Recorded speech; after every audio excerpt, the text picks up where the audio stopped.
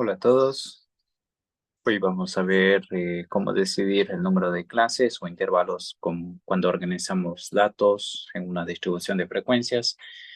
Usar clases o intervalos facilita analizar datos y a entender patrones. Y para determinar cuántas clases necesitamos, tenemos varias reglas útiles.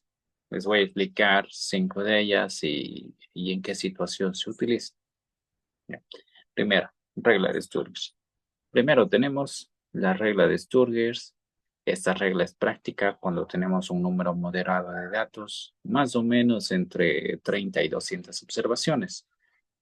La fórmula es K es igual a 1 más 3.322 logaritmo base 10 de n, donde n es el número total de datos y k nos da el número de clases.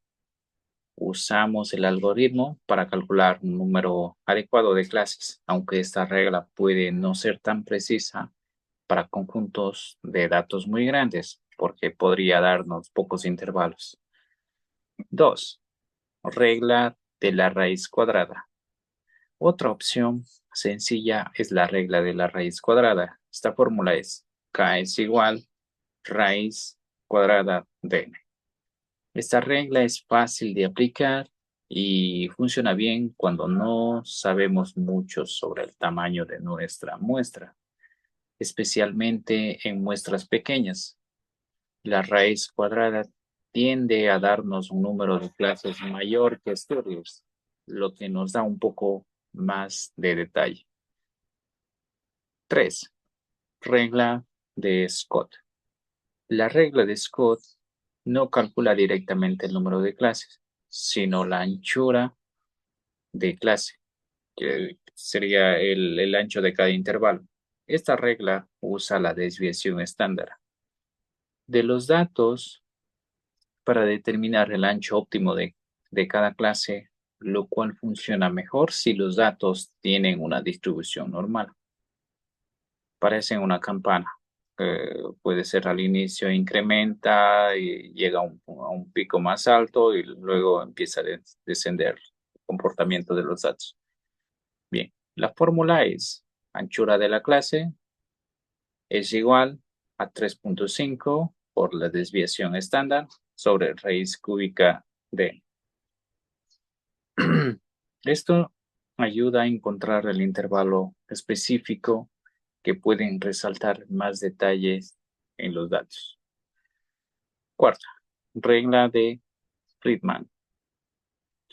Similar a la regla de Scott, la regla de Friedman también calcula la anchura de clase, pero en lugar de la desviación estándar, usa el rango intercuartil que tenemos como IQR, que mide la distancia entre el primer y tercer cuartil.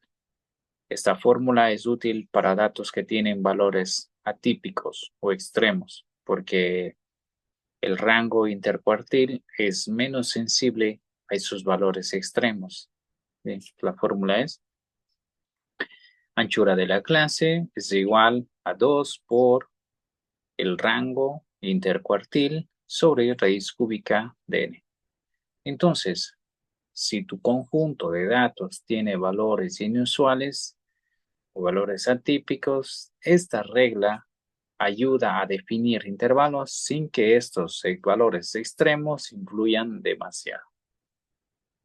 Quinta, regla de Rice. Finalmente tenemos la regla de Rice, que se recomienda para conjuntos de datos grandes. Esta regla suele dar más clases que la regla de Sturgers y puede ser útil si necesitas un análisis detallado. La fórmula es K es igual a 2 raíz cúbica de n.